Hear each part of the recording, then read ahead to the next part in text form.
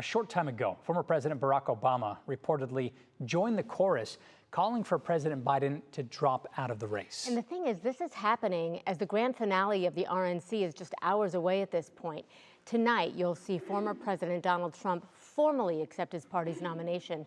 And officials say you can expect Trump's speech to focus on unity. Well, NBC's Alice Barr is live in Milwaukee outside the RNC. So, Alice, again, I know that it's loud. I hope you can hear me. We know that you spoke with voters outside the convention who are just watching all of this unfold. But first, I mean, we have got to get to this big news today regarding President Biden and new significant calls for him to step aside. I mean, this could be seismic for this election, yes? Christy and Matt, just when you think another thing can't happen, another thing happens in this election cycle. And you're right to point out that top Democrats are being more vocal, at least privately, about their concerns about President Biden. We are here in Milwaukee. Around me, the preparations are underway for the final night when former President Trump will be accepting his third consecutive nomination for president from a united Republican Party, while his Democratic rival, President Biden, is off the campaign trail with COVID and politically vulnerable. The final night of the Republican National Convention, building to former President Trump's big speech at a pivotal moment in history.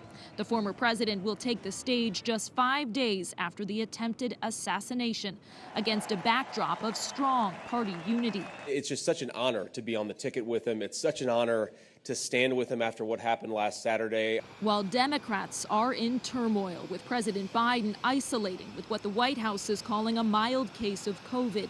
Sources close to the president tell NBC News Biden world is bracing for the possibility that he may drop out of the race amid heightened pressure from top Democrats and cratering fundraising.